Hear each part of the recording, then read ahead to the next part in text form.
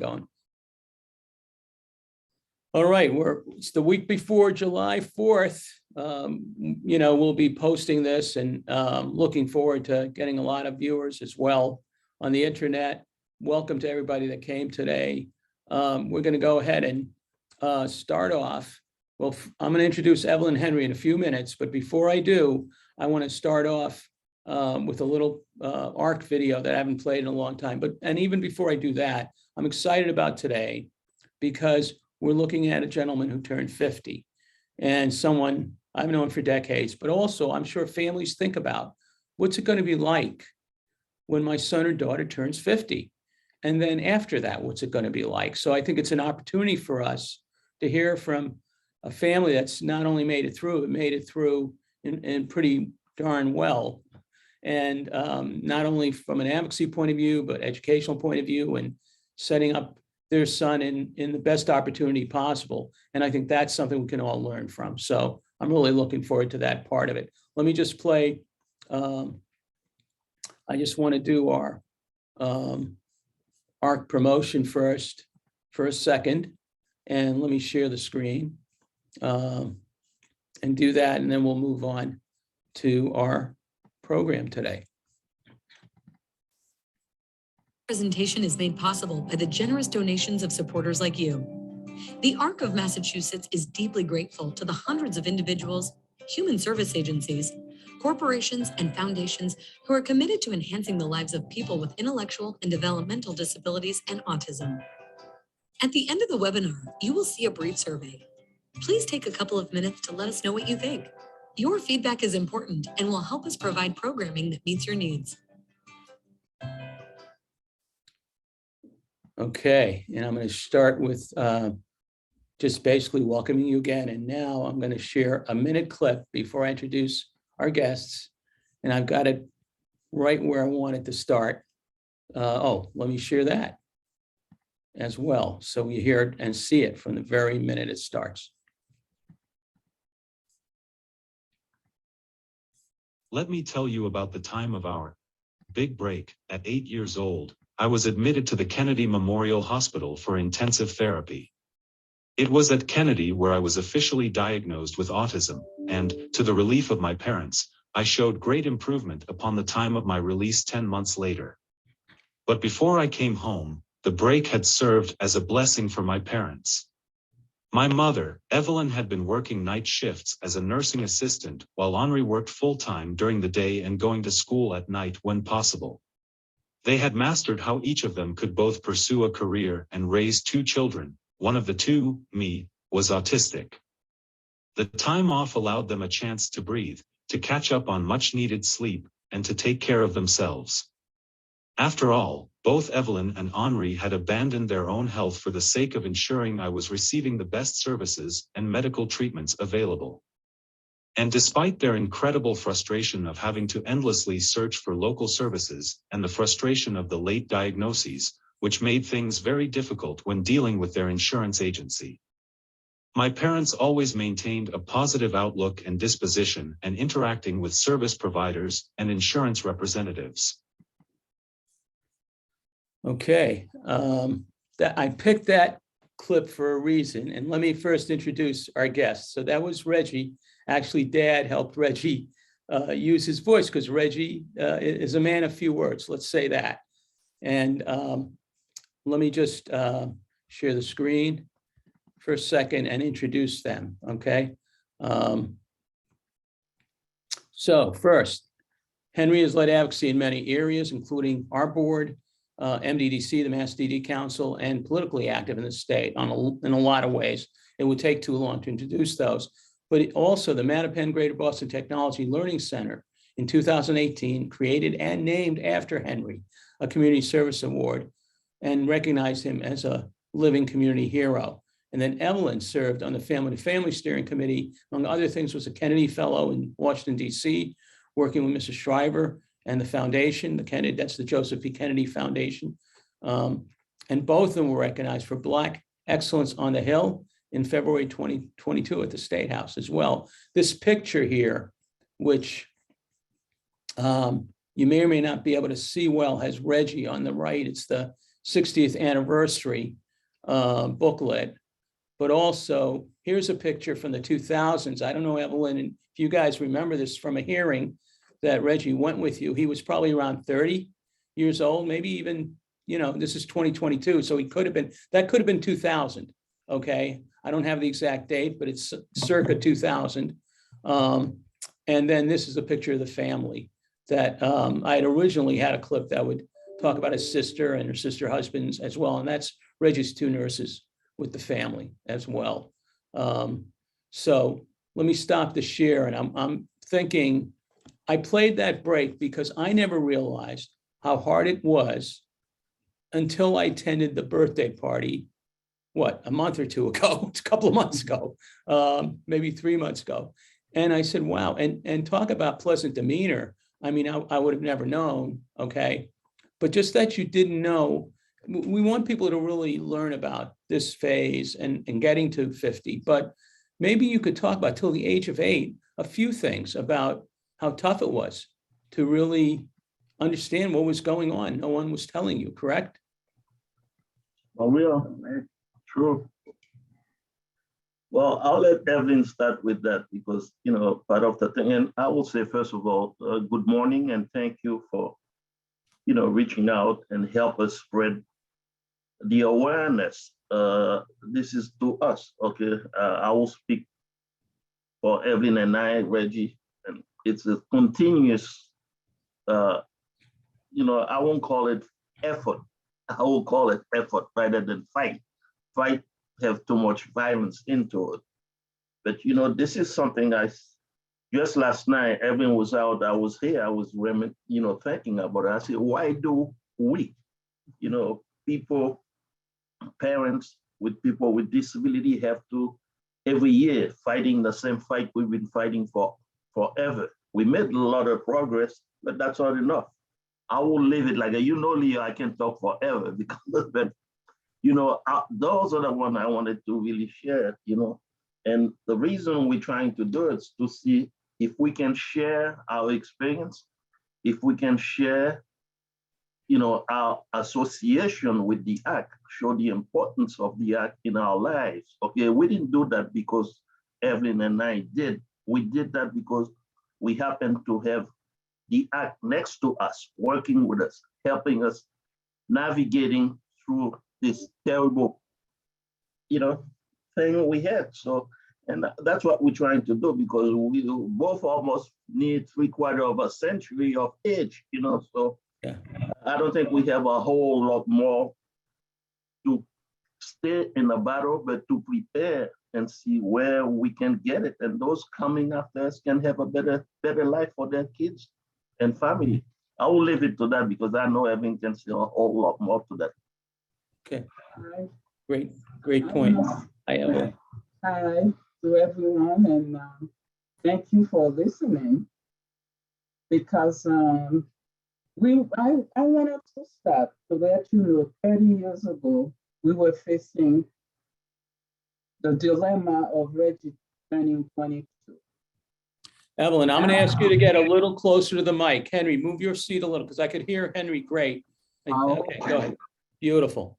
All right, so 30 years ago, it was the dilemma facing when Reggie will be turning 22. That was 1992 when we met Leo and start working with art. Because if I had to start from prior, Reggie was born 1972, it will take us a week to sit here, but we wanted to just get you started at the point that we are now. And believe it or not, those 30 years just flew by. Yeah. We just celebrate like Leo said, Reggie's 50th birthday. And we have somebody else, is Terry Mohani, who's been with us for also from that period of time. Wow. So what we like to, now what are we doing? I said, look at Reggie turned 50. And we don't want to say how old we are. We already, like Henry said, 3/4 of a century of age. close. Yes, close. What do we do for now? What are our concerns? First, Reggie's in a position where we feel like we're a little satisfied to see when we're no longer living, what it's like, what it's going to be like. First, we have my concern, it's health issues. When you grow older, you get all kind of underlying medical issues. How do we keep up with it? And who's gonna step up? We already make preparations. Our daughter's gonna be the one next after us to look after Reggie. But who can do better or best than parents? We don't doubt her, but it's a heavy load. Even Reggie has stepped up to have, Reggie has a program to go, but we have the doctor's appointment. You have his medication, transportation issue to take care of. And the thing that's struck me is during the pandemic, when his program was closed, we had the one that picked up the daytime. Yeah. But who's gonna do that when we're no longer living? Right. Because he spent the day, the support services were in place. So in the afternoon and nighttime, he went to his apartment.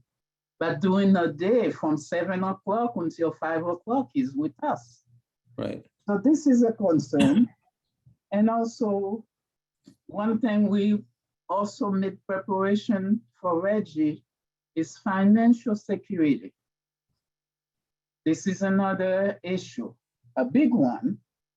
And which we have to make sure we it's- got fight for, the law that prevent people with disability not to exceed. I think that's the ABLE Act. The ABLE Act.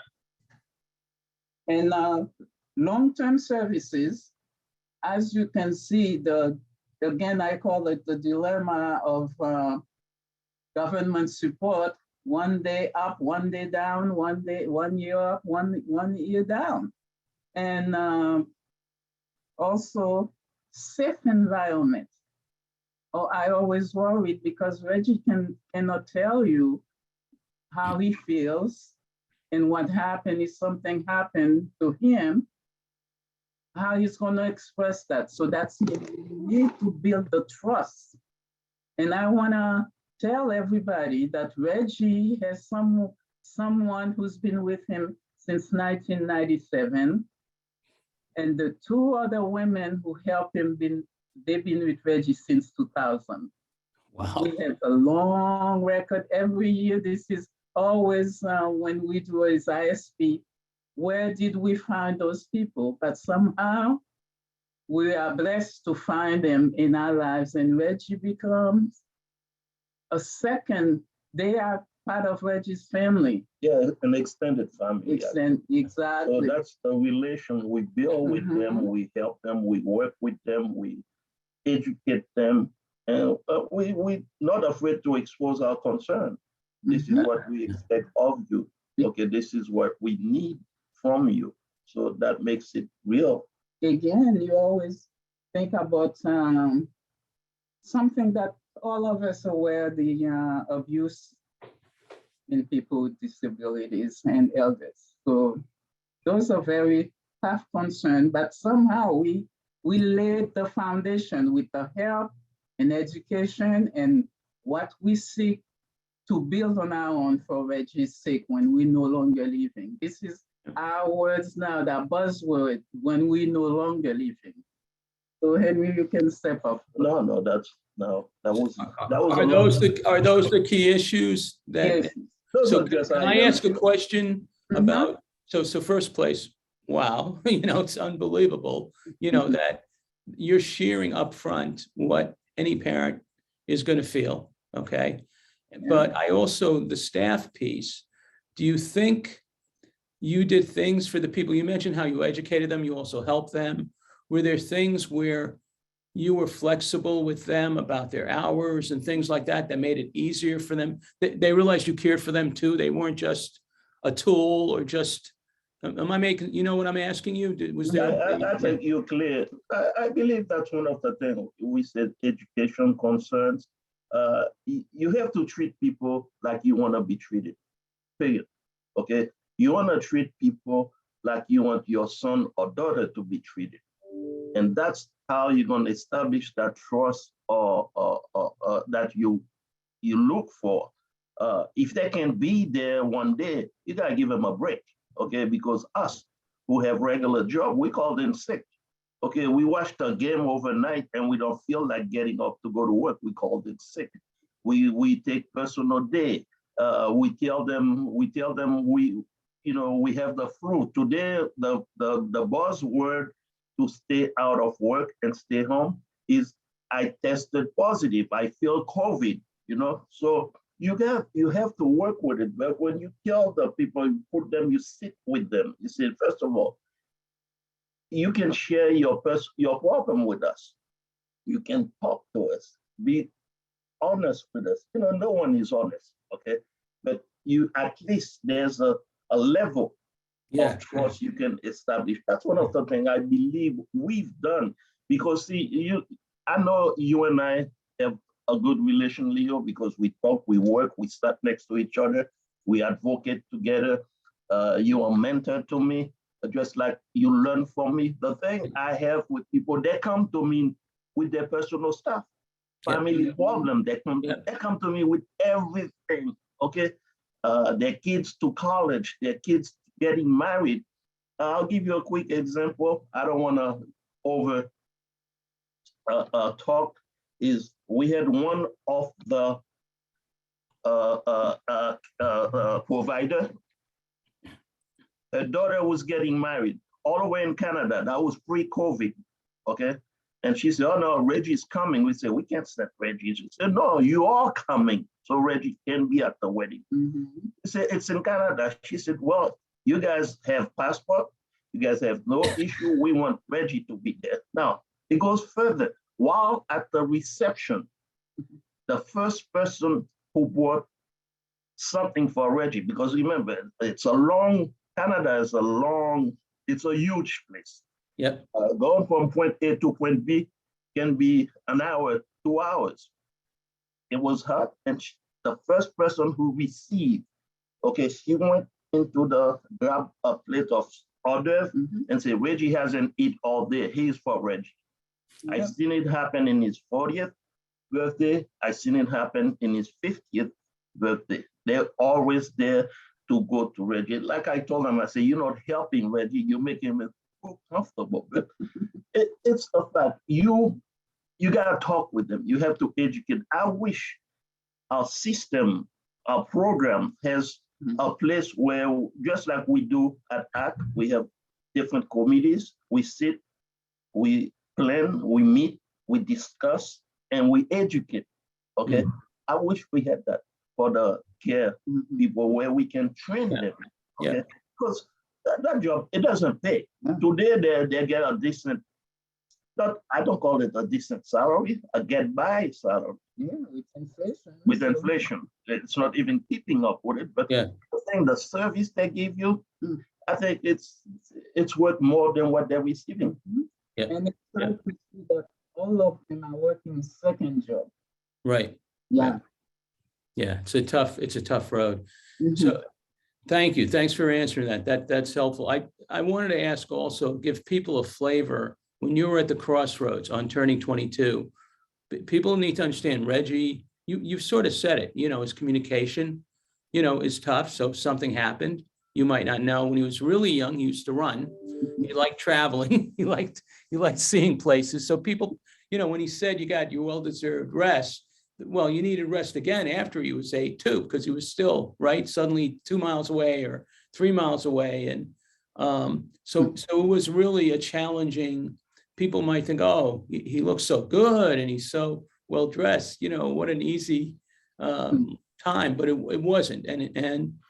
But when you actually were a trailblazer, because when he turned 22, but you guys set up an independent living situation for him, not fully, it had staff, right? Yeah. And it was a combination of personal care attendants and DDS funding, but you had to really fight for that, right? Because they felt he was at risk. They almost said to you, Evelyne, the area director said to you, you're putting his life at risk, something like that. Am I right? Yes, you did. You did, and that day it took 2 years for negotiation. Reggie had already had 5 hours PCA a day, every day for 5 days at that time, and I wanted to negotiate before we placed Reggie in his own apartment, which already everything was set, and it took 2 years at that time DMR to get Reggie, to get him on board. Every time 1 week, yes, another week, no, because I can see as feeding the other shoe, they're concerned.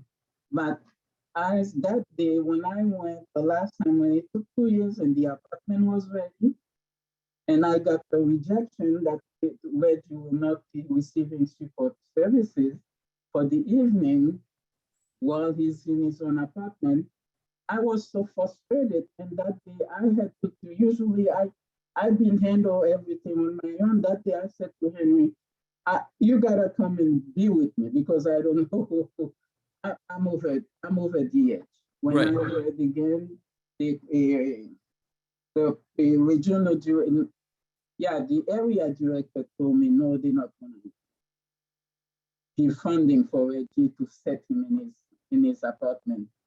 And finally, I called the GMR commissioner that day. I said I was done talking with you, but I did say literally to him, with you, without you, Reggie's gonna be in his own apartment, because as my concern that I voiced, I know group home will not work well for Reggie. Right. Community living will not work well for Reggie. Reggie needs one-to-one. That's what I want, and that's what he's gonna get. Because of the speech impairment. With the speech impairment, and also Reggie also has seizures also. And after I spoke with the commissioner, he asked me, what do you want? He called me Mrs. Milorin. I'm putting after him. I said, this is what I want for Reggie. And he said, you got it. 3 days after, and Reggie started since 2000, Reggie moved fully into his own apartment until today. 2 years after, we realized, I'm gonna tell you a story, when we realized we need to make it permanent for Reggie. We started with a rental apartment, and one 4th of July, we had guests over, we had barbecue, and it was running late. I called one of his attendants and I said, we might as well cancel Reggie, will stay over. It was about 10 o'clock at night. Next thing I know, Reggie got his bag, he gets his pajama, he gets everything, he walked into me. And this is a young man, when he just looked at me, I wrote a poem about that. I can tell what he wants. And I said to Reggie, what do you want? Where are you going? You have your bag on. He said, home. He was determined he wasn't gonna sleep over. And I called the attendant, I said, guess what? You gotta come and get Reggie, because I have guests over still at that time, and Reggie wants to go home. And Henry and I, we decided, we said, then we're gonna make it permanent for him. And we brought him a condo. It's been 20 years since he lived in a condo. Wow. So this is, and when you look at the joy, when Reggie's going home, he sings. He talk his own language. You probably don't understand what he's saying. The But body movement, oh, you can tell happiness. yeah. It's like he's in church, laughing. This is one of the gifts that it should be natural. Just like I said to as the director area, I said, if you're not living with your mother, I think Reggie deserves the same. one thing I can add to what I can say, the bottom line is the fact you as parents, us as parents, all of us, I will always tell people, and I quote that sometimes I even forget that, but we learn from each other. Never accept a no for your kids, okay? If you think it's gonna work, fight for it. If you think it's gonna work, keep on chasing it. And don't be afraid to go. If you have to walk from here to Washington, D.C., okay, to request what you want, to make sure you advocate for what you want. The bottom line, who knows better for their kids? You're gonna tell me, matter of fact, I was one of the first gung-ho to let Reggie go, okay? That when it was time for him to go, I was shocked. It was an emotional moment for all three of us. Yeah. So the thing you have to, I wish it was easy to navigate into that spectrum of disability, because when we say disability, we're talking about a lot of stuff. Right. Okay. So never in a million, and that's another thing I tell people, we started to do that the act when you used to be at the average people who were members at the act were in a good number of age. Okay. But the point that we have a lot of young families today that have better opportunities that we had. It Right. wasn't easy. It wasn't until 1984 we had ADA. Today we have ADA. Today we have multiple organizations. Today we still blessed. And I said one thing I can put. Let's say people get injured after they die. I think we get our injuries before we die, because Leo played a role in our family lives, okay, to help us through. He's not a perfect man, but I had to go find out more about him and ask him personal questions, okay, to see how involved he is. This is two Leo we're looking at, a social Leo and a disability person that he is, are two different things. And I don't think you remember that. I said, someone may have asked Leo, and this is the same thing I model. Say, why didn't you run it for office? Because you're so good at it, okay? And that's the same thing today I've used. I say, well, guess what? Henry and Evelyne Milorin, people wanted me to run for office in 1986. Right. I cannot do that, because should I become a real elected, I get some elected position, but a real elected, I'm gonna lose my voice. Yes. Yes. My voice, I will defer, I will do wrong to a lot of people that wants me to be present and talk to them. And that's something we realize this is our calling on earth until, and I say, as long as I can breathe, as long as I can talk, it doesn't matter, I'm on a wheelchair, on a bed, I'm still going to conduct that fight. Yeah. It's even better today, we can do it virtually. Yes. Yeah. The point about disability is a lot of things. You just skimmed over that, but that's a big deal. Today, we're talking about both social aspect of it, right? The human aspect as a family, as a society, but we're also talking about how that, like you're sharing, how it intersects with government, with the agencies, right? What they let you do, don't let you do. And what I hear you saying is sometimes folks in those roles make it harder than necessary, right?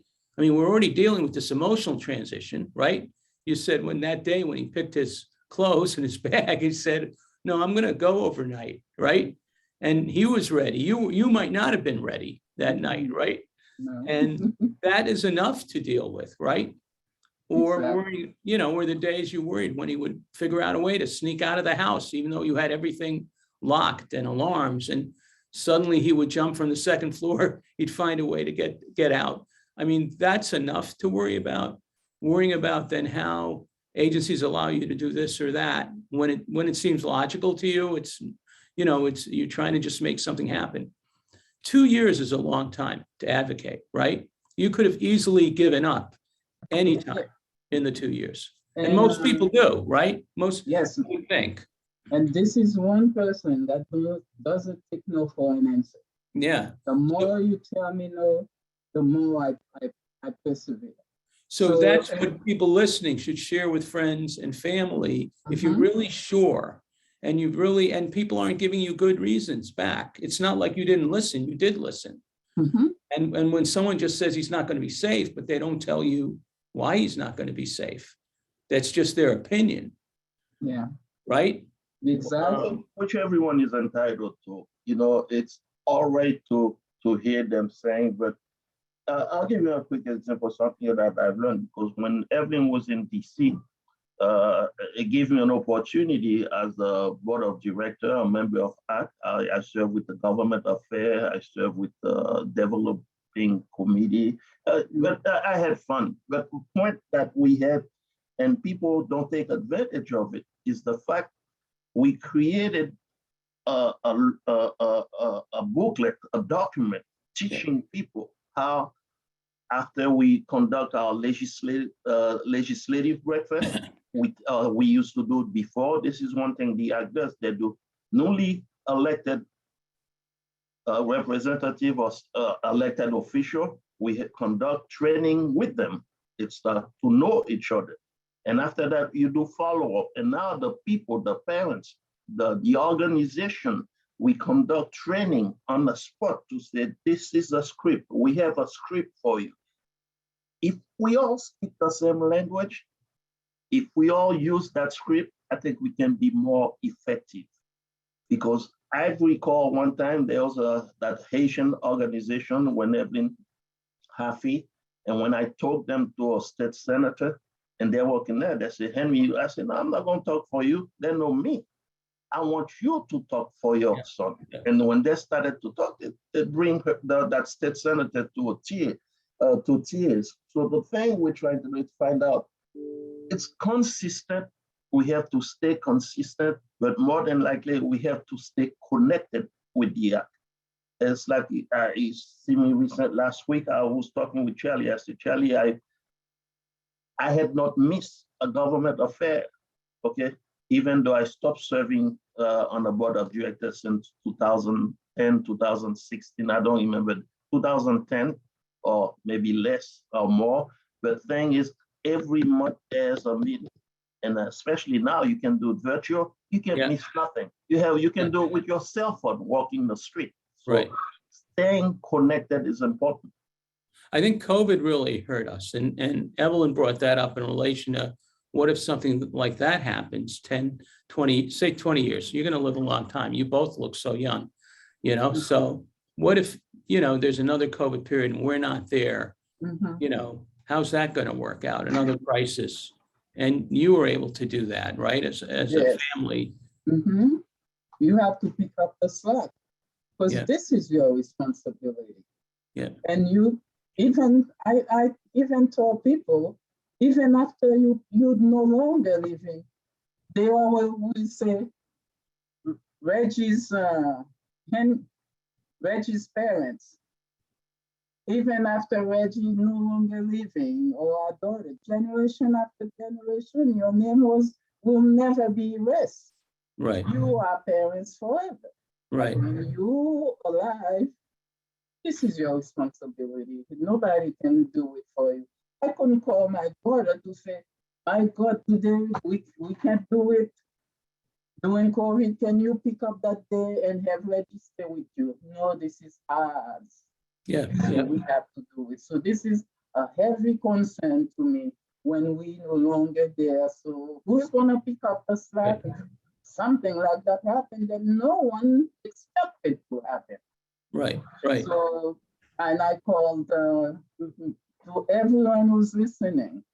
Yeah. I call Leo a tireless mentor, a tireless advocate. Is someone that never say no, always listen.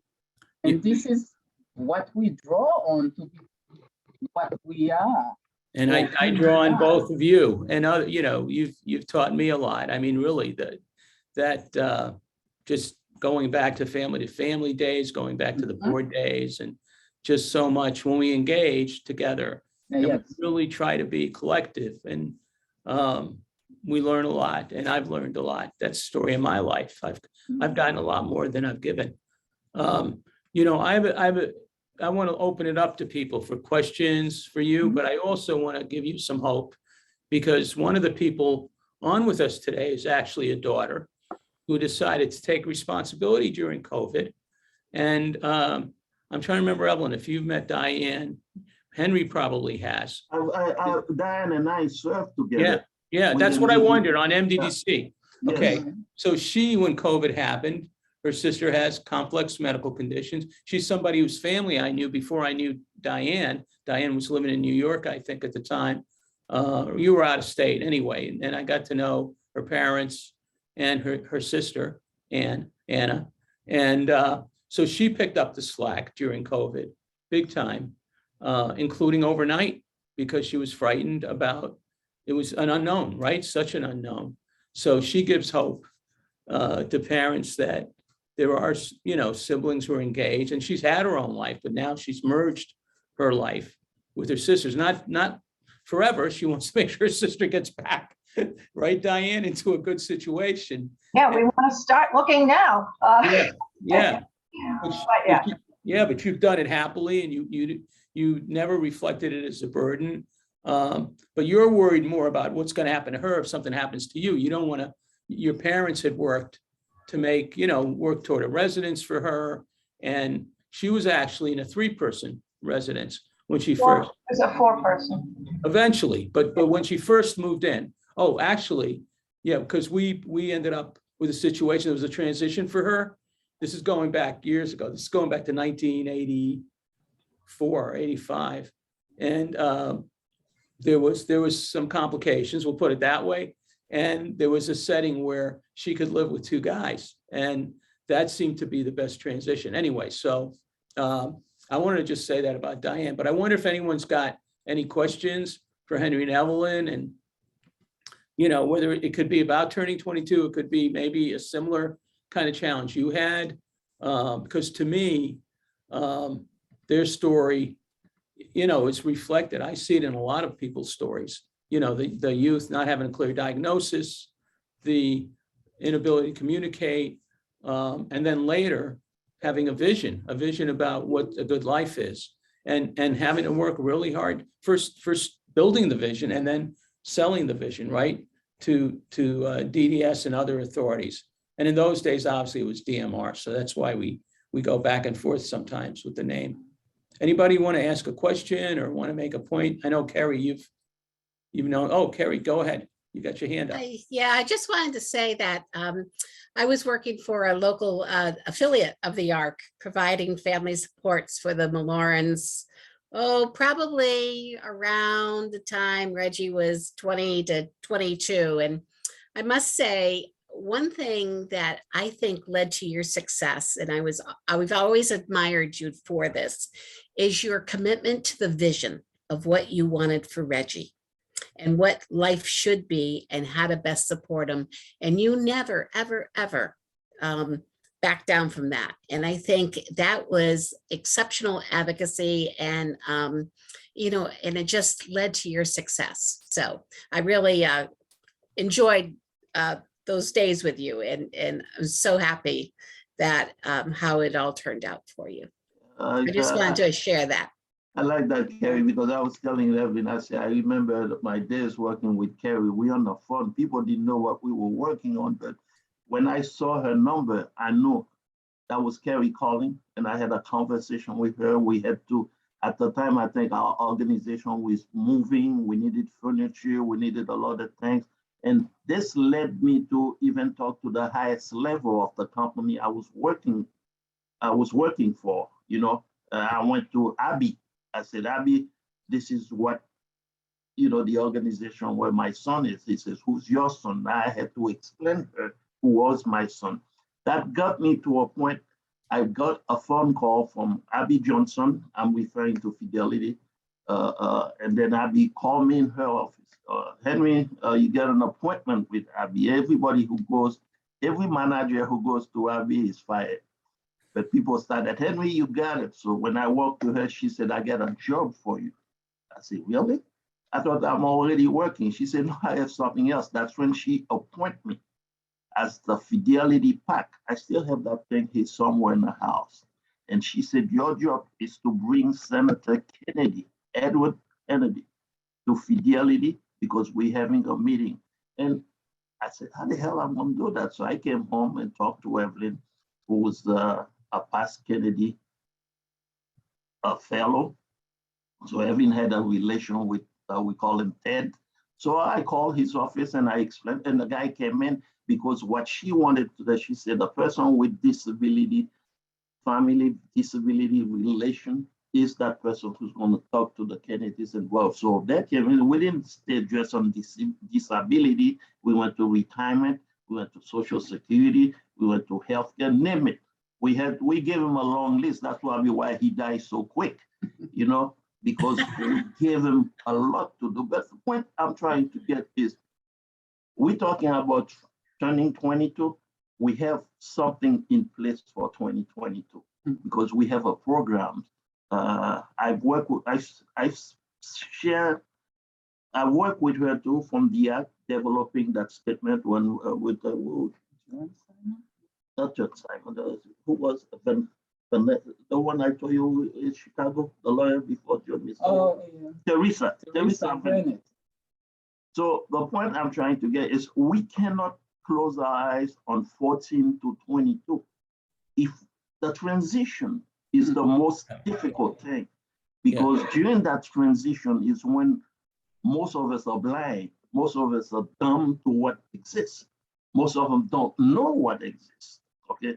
By the time you get into the 22 years for the actual transition, that's when your eyes started to open, but that's what you keep doing that fight. So if we can establish a beginning, a foundation during those 8 years, it makes it better for us. Yeah, much better. Because I told Cynthia Haddad, whom I saw last week, it was in somewhere in Wakefield. Evelyn and I went to a conference. That's when we saw her talking. After she told you, said, oh, I love that. I love everything she said. That was the first time. So we learn a lot and we try to share that. But the most important thing is that transition. By the time you get into 22, you have the knowledge is so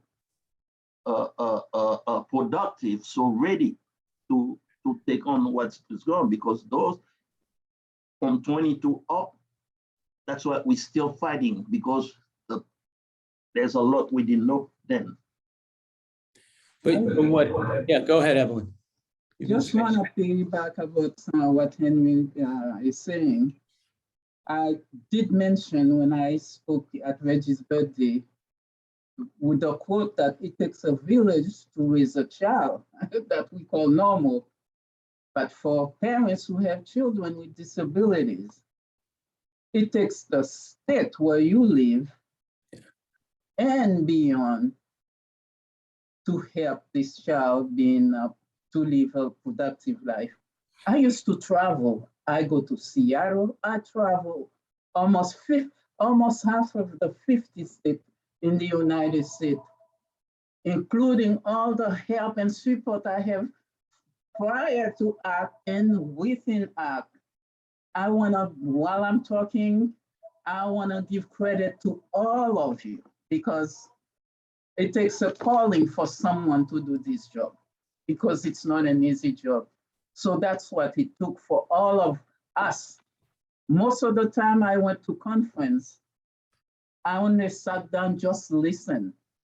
Yeah. I paid big bucks to travel. Yeah. Stay in a hotel just to listen. What do I need to do with that fragmented system that you don't have a path? There's no easy way to sometimes you have to break doors, you have to build path on your own, and to get people to be with you and to give you a smooth drive. Well, Evelyne said something here that triggered one light into my head, and I said it so many times, and I said it, I don't know who said it, but everywhere I speak to motivate people when it comes to disability, I always said it. If you want something you never had, you must be willing to do something you never have done. Wow. And I wanted to stop there because Evelyne, you just nailed it. And then Henry, you just gave a great sentence as a follow-up.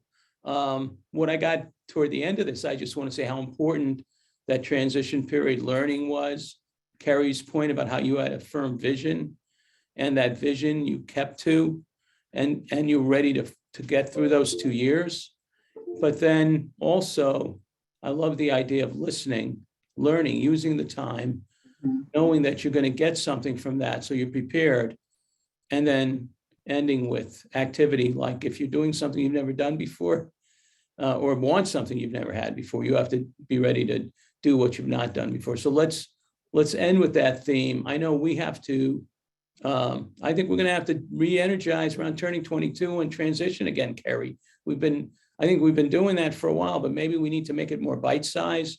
Maybe we need to have these success stories really highlighted, because look how many years, you've done it, you've still worked at it, but 30 years, more than 30 years. So that's unbelievable achievement. So I want to thank you. And okay, one quick thing, Diane, go ahead. Okay, I was living in Miami when you were first helping Anna, actually working in Haiti. Yeah, I think in addition to the turning 22 and that piece, Anna turned 22. There wasn't turning 22 then. That was back in 1982. Right. But I think the other piece of this is, now that I'm in it, and I've heard of the stories over the years of parents in their 80s with kids in their 60s that never made a plan. And I wasn't able to listen to all of Henry and Evelyn. I'll listen to I think I need this information. I'm starting new to do all this planning, and I'm not a youngster. And I think there are many other elderly folks in the same place who haven't done anything. Mine is just because I've just taken it on, because I never had to do it. So maybe there could be a view to doing something for us old folks. Yes, no, and that's a yes also. Thank you for saying that. And of course, Carrie's working on something, but we need to do something even broader than that. Well, when I say broader, Carrie, not probably educational as well, right? That we want to do, that'll focus on that as well, because that's actually, that's a great point. So thank you. All right, everybody, that's really appreciate you being with us. We're going to be off for 2 weeks. On the 18th will be technology with Jennifer Peterson, on the 25th voting. So we'll look forward to seeing you. So we'll see you then. I'm going to